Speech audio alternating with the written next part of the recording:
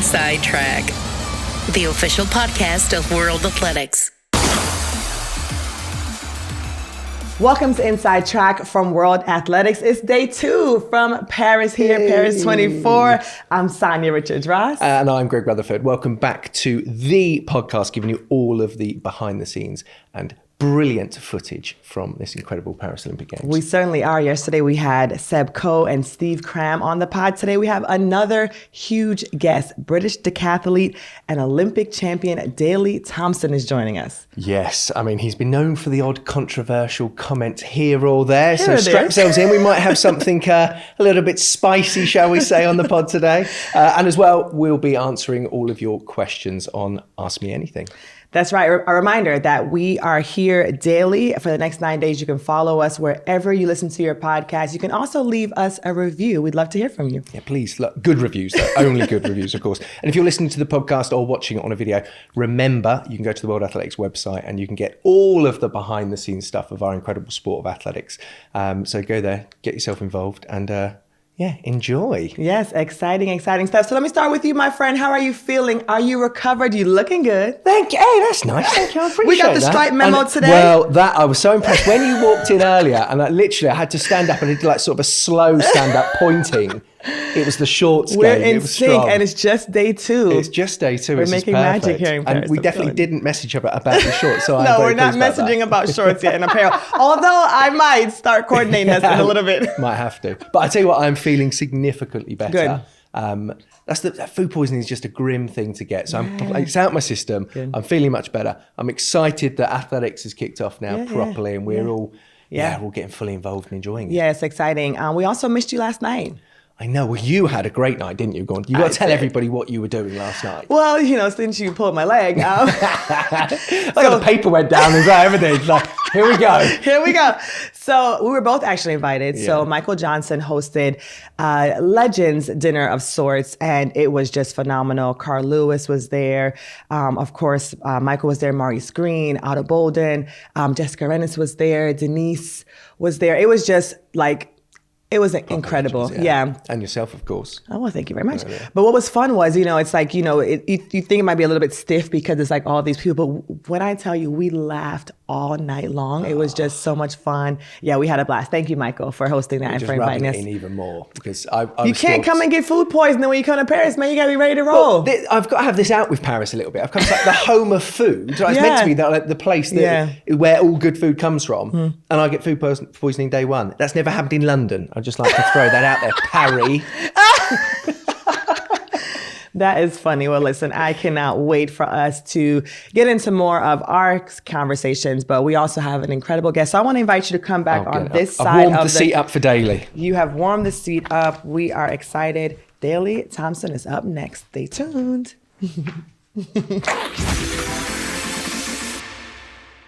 We are joined by British sporting royalty, one of the greatest British athletes of all time, Daley Thompson, 2-time Olympic champion, to name but a few, and somebody that is a bit of is an idol to me, and I think pretty much every British athlete that's ever lived. So thank you for joining us today, sir. Thank you. Yeah, we're delighted to have you. You're known for the odd controversial comment or opinion here and there, so do we need to get the old bleep button out ready for this? Should we be muting? Let's see how it goes. Because I understand you two might not be any good at this.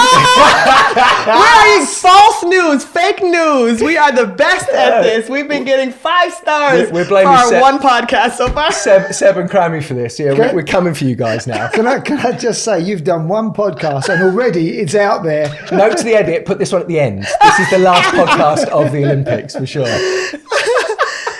We knew it was coming. Off with a bang.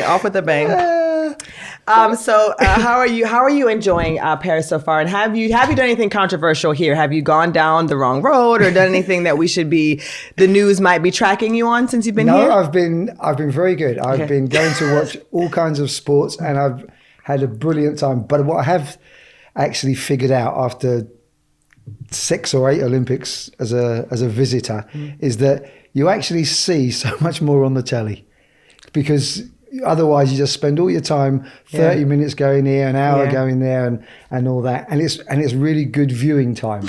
that you're missing. But I've been to, my best thing so far has been the rugby sevens. Oh, the yeah. men's rugby sevens. It was incredible. It was just so electric, the atmosphere. And out of nothing, about 10 or 15 minutes before the game, the French people just started singing the national anthem, and the hairs on the back of my neck, they all stood up. And in that moment of weakness, if a man had come to me and said, "I've got a blue shirt, do you want to play?" I would have left. Said yes. Oh, absolutely. And I'm a patriot, but I definitely would have gone. It was honestly, the national anthem sung well that in the stadium. But it is amazing. I mean, it's something you could guess, as all of us that have been involved with sport, as we have been for years, even when you are there competing, you have to stop for the national anthem. Certain ones you'd hear way more than others. Yeah. But you do watch, and just like that moment that everybody's living for, it's such a powerful, powerful moment. Yeah. But you've also been to watch some of the decathlon as well. And obviously, I was there this morning, and good start. Leo Nienberger. Yeah, the German. I know it's hard to say his name. Yeah. He's looking good. There's a guy from Puerto Rico who's looking good, and Damien Warner from Canada. They all had a great start, and now it's just a case of who can keep it up. Do you think Damien could retain his title? I'm going Leo as the winner, but Damien is in there, and as long as he's in there, he's got a chance. So if Leo messes something up, I think Damien can take him. But otherwise, it's going to be close. It's going to be great. Awesome. So I was like going back and looking at some of your competitions, and obviously with your in black and white. Yeah, in black. Before you say it. Like, and I gotta say, like the mustache, I loved it. But I just wonder, for you, when you were competing, obviously it was like the glory days, the heyday of track and field, especially, in Great Britain and stuff. Like, how long did it take for you? Because your last Olympics was '88, right? Yep. How long did it take for you to kind of get over that itch of competing? Like when you would watch, of course, '92, were you still, hoping and wishing you could be out there? How long did it take for you to get over the itch and now just really enjoy all the great athletes that are competing? I'm hoping it's over by 2026. It's still not over? No, really? No. Oh, that would be really, really interesting. No, it would be, yeah. That would be really sad. What that would be. That would be so sad. Do you know, I think once I was kind of done, and within 6 months or a year, I knew I was done, if you know what I mean. Yeah. Then it was kind of okay. You were at peace with it. Yeah. I think, and I'm sure Greg, I'm sure you as well. The thing that I actually missed most was just being with the boys and girls. Yeah. And just having that close group of people that you share your life with every day and all that. So that's kind of, and I mean the competition, but it's the memories and stuff that you have with those special people in your life. Yeah, just those moments of just being an athlete at the track and just hanging out with different people and whatever else. You're right. It's when you're there, often it's really hard work and you're sort of pushing your body to the limit. But having all those other people around you and having them push you and just enjoy those moments. All of a sudden you're waking up at home, and in my case, it's a couple of kids jumping on me now, and I've got to look after them rather than thinking, right, I've got to get to the track and work out. It's a really different dynamic. No, listen, absolutely. I guess we're at that, when we're doing it, we're at that point when we're doing the thing we love, we're doing it with people we love, usually doing it somewhere nice and warm.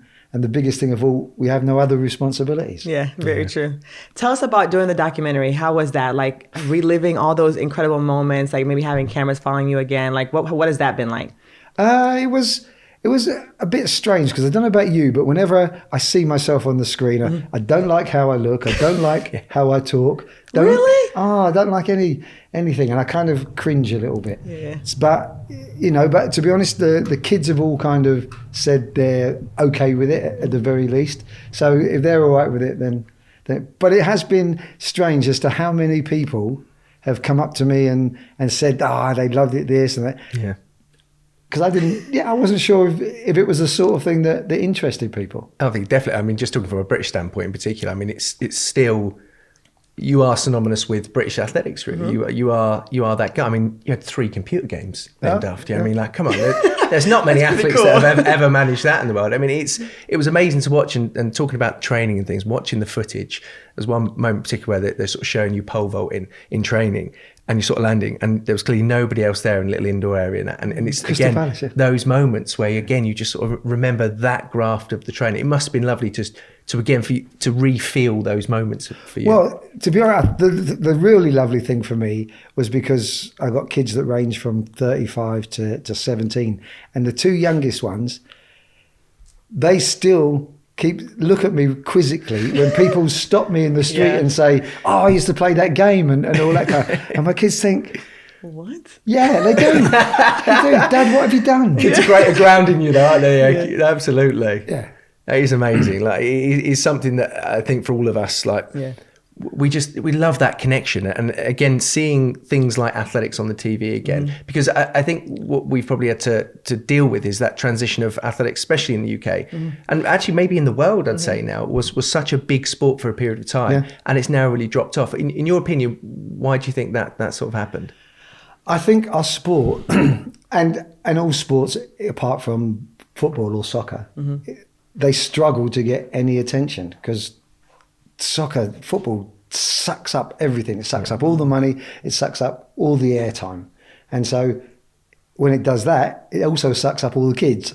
So we don't have the same amount of kids who are trying to do what we do. And I think our sport, particularly because that's the one we love, needs to learn to market itself a bit better and try and find other ways to bring kids into the sport. And in fact, there's a question for you two. You've obviously watched that thing on Netflix, Sprint. Sprint. What do you think? Or you're not allowed to say? No, I think I haven't watched the whole thing. I hosted the premiere and I watched the first couple episodes, and I think it's great. I think it is. I think, like you talk about, I think what makes it hard for people sometimes to follow our sport is that you see the athletes one time and then you don't see them again. So you're not vested in their lives. It's like when you watch LeBron James, we're watching this kid and this man grow from when he was 17, 18 all the way, and you get to see him all the time. So I think what Sprint is going to do is open the door for people to really fall in love with the athletes, to be able to be invested in them as human beings and then want to follow them all along their career. So I think that those type of docuseries and documentaries help our sport because it helps people to see the human side of the athletes, which I think really builds the fan base. You see, I want to see more of that. Yeah. In terms, because they don't really give us much of a view. Yeah, of true. themselves. It's really kind of narrow. Yeah. And I just think I'm not interested, for argument's sake, in Noah's wardrobe.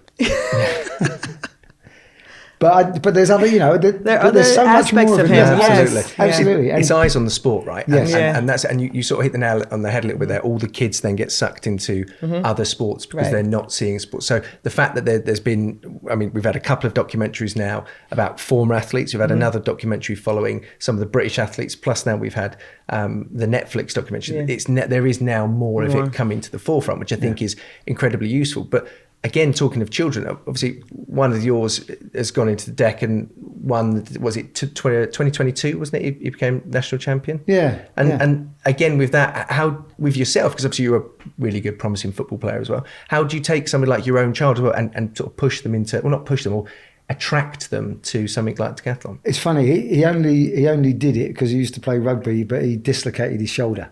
So he couldn't play rugby anymore. So then he started doing decathlon, and he didn't start till he was 24. Because I don't know about you, but I'm not that interested in my kids doing the sport. If they say to me, "Dad, let's go down the park and play this," or teach me this, I'm really happy to do it. But unless they come to me, I'm not.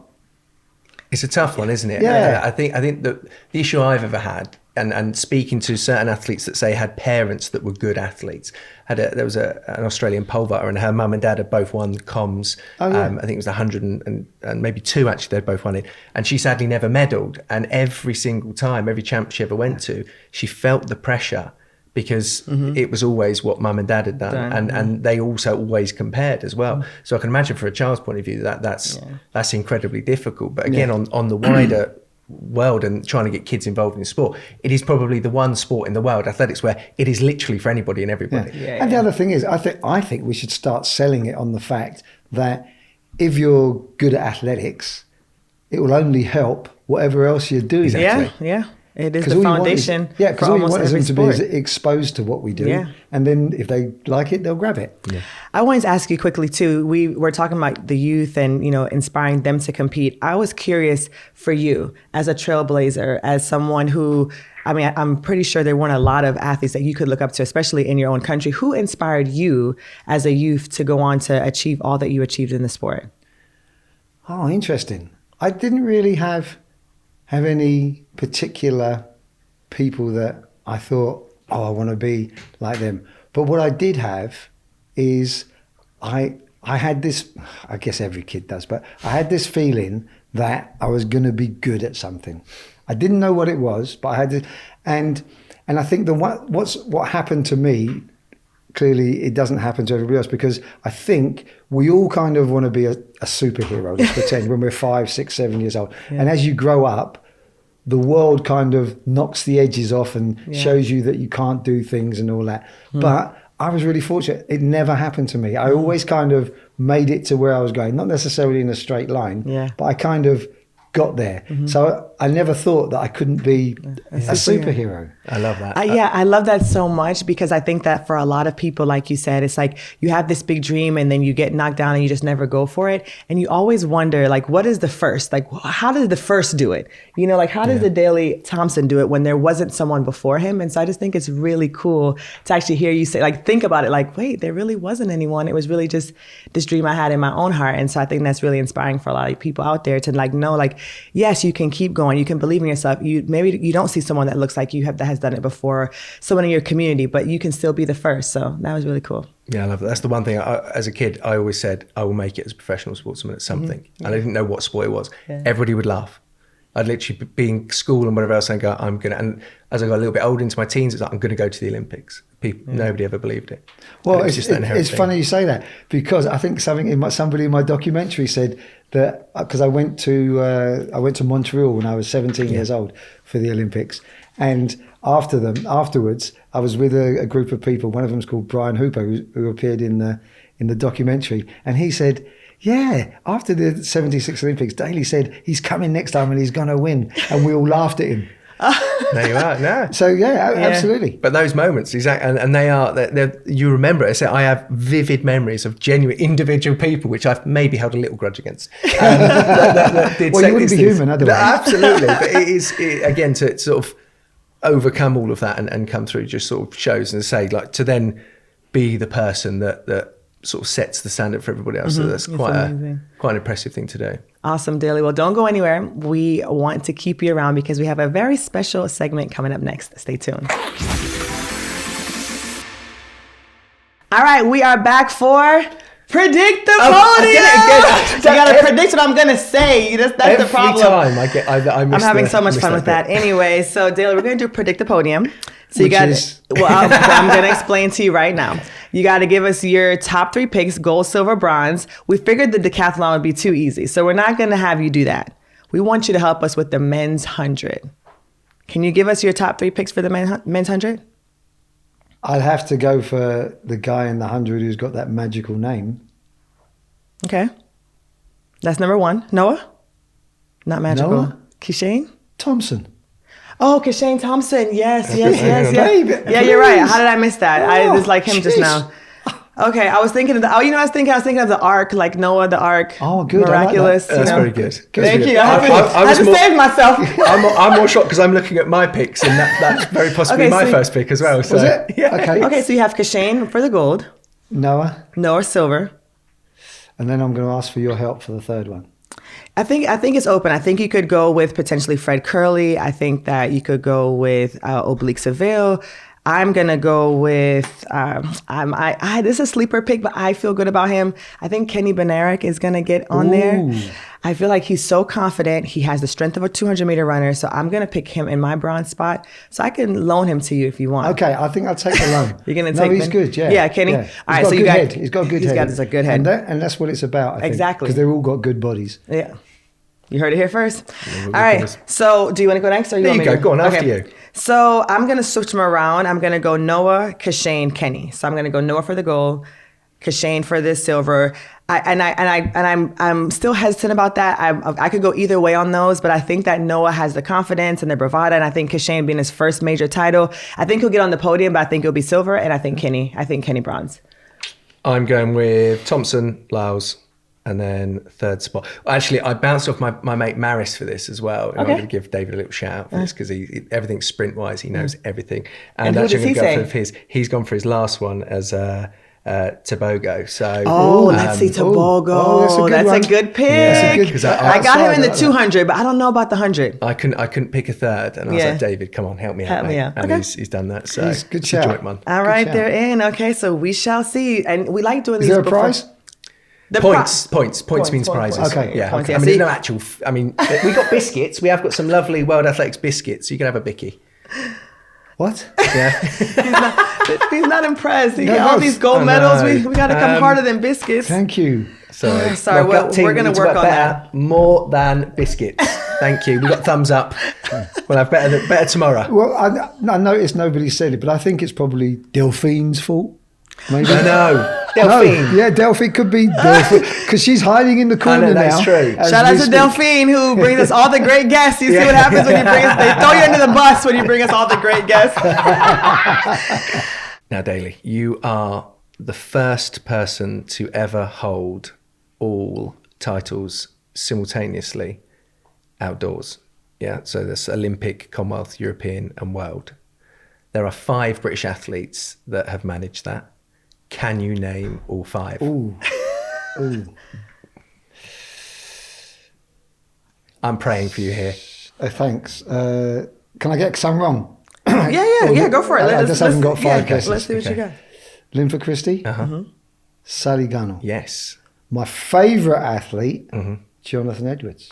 Yes. And who would be the others? Let me give you a hint. You. Greg Rutherford. You got it. That's it. That's it. And Okay, you're fine. and you got it in Oh, one. me. You got it. I feel like that. All you do is win, win, win, no matter what. Is there any chance you could follow me around for a few days? Because I'm liking my chant. Well, you know why I won't follow you around, because when you first came on here, you said our podcast sucked. Well, it's strange. Now you're singing a different tune. No, I'm not, because I was actually going to leave you with Sebco was right. I thought we'd built some bridges there. You're doing so well. That song, I'm loving that song. Thank you. Oh man, no, that was very good though that you were able to pick that. But I think that it's what an elite group, Greg, for you to be a part of. I know how on earth I'm part of it. I have no idea. But No, what do you mean? The other You were 4 of us say phenomenal. that. But it's funny. We were talking about that, the humility of British athletes, because it's so different compared to American athletes who always, I feel like, have so much more bravado. What is that? Because even when we are reading your stats, a lot of times I feel like it feels like we're telling you for the first time, and you dominated when you were on the track. Why are British athletes so humble? 9 years? Was it 9 years you were unbeaten? I can't remember, but I think it was 9 years, 6 months, 4 days. I'm being silly. No. I'm being silly. Sorry. Why is that though? You think it's just cultural? Yeah, I think it's just cultural. Yeah. I just think, we don't want to be like show-offs like you lot. You heard it here first. All Americans are show off. Not me. Not my words. No, but it's funny. It is incredible though to see, like all that you've accomplished and just how humble you are. We really appreciate you being here. We appreciate your picks. We appreciate the laughs. We appreciate the jokes about our incredible podcast being as incredible as it is, especially with these two hosts. I mean, they like won the lottery when they got it. Match made in heaven. Come on now. All right, so let's move on now to, are you ready for this? We're going to be serious now. Yeah, this is serious. okay. This is serious Jesus, business. This is serious business. When's the camera going to start rolling? Oh, hang on. Wait. Is the camera on? Okay, no, you can't look at this either because you are part of the. You have to guess it too. Oh, I didn't even see this it. This is a challenge for both my British superstar athletes. You got to guess the athlete. Okay, so I'm going to start with really tough questions, and then it's going to get harder and harder. Whoever gets it first wins another cookie. All right, let's go. Oh, good. You go, Greg. Hang on. We can throw in a pen as well. All right, here we go. Clue number 1. This athlete has appeared in TV shows and a movie in their home country. Okay, so no guesses? So keep moving, keep moving. Okay, keep moving. Okay. No. All right, clue number 2. This athlete is a multiple-time world record holder, but never won gold at a major games. Asafa Powell. It's a good guess. Did Asafa? He won No. comms. I don't think he ever won. No, he never won Olympic gold for sure. I don't know if he won a world title. So it's not. Are we saying no? It's not. Okay. Just trying to ease you into a no. No guesses from you either. No. All right, we're going to keep going. Clue number 3. You guys made this harder than we thought. All right. This athlete was disqualified from their event in 1988 at the Summer Games in Seoul. This athlete was disqualified from their event in 1988. Jürgen Hinkson. That's right. Well, I don't know. You're That's looking right. at me You as if got I had the answer. it. You got it. Right. Yes, you got it. You got it. You got it. I'm clapping, but I feel like that was weighted very heavily towards the guest today. Well, Very, very heavily. I mean, we're smart. We want to make sure that our guests have a good time here. Well, or that the reviews are better. Good job. Fantastic job. So it took you guys almost 20 guesses, but one of you got there. One of you got there. Mentioning Jurgen there, obviously it's one of the sort of rivalries that was seen in athletics, especially during the 80s. What was that like from your point of view? Because fundamentally, you just kept beating him. Can I, before I answer that, could I just go out of camera shot and come back? Yes, of course. 2 seconds. Okay. 2 seconds. Seriously, don't move. Okay. You We're two here. stay here. We're here. I'll be back. I'll be back. Keep talking to me. I keep I'm talking here to still, people. Okay. I'm here. Okay. So today, wait a sec. So today, when I was down at the track, look who called me.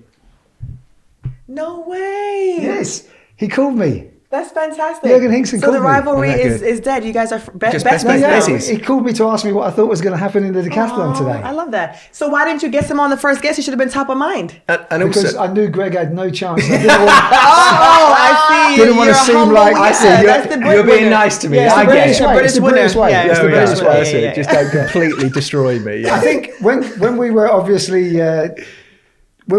competing against each other, only one of us could ever win. Yeah. And it wasn't him.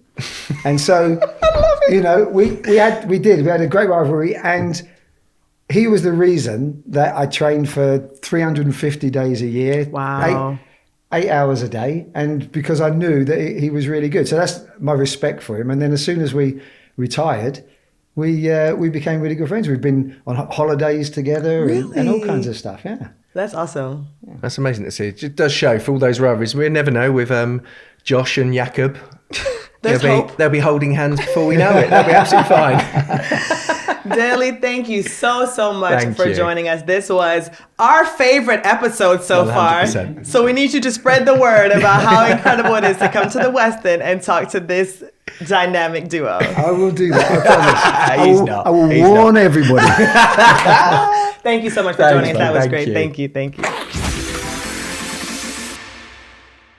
Well, that was a great chat, wasn't it? Like, Daley is always good for his opinions. Yes. And just general insight. He's a fascinating man. Yeah, no, it was really wonderful. Like, I've heard a lot about him, but that was my first time having that deep of a conversation with him. So I really enjoyed him. Yeah, he was a great guest, and Yeah.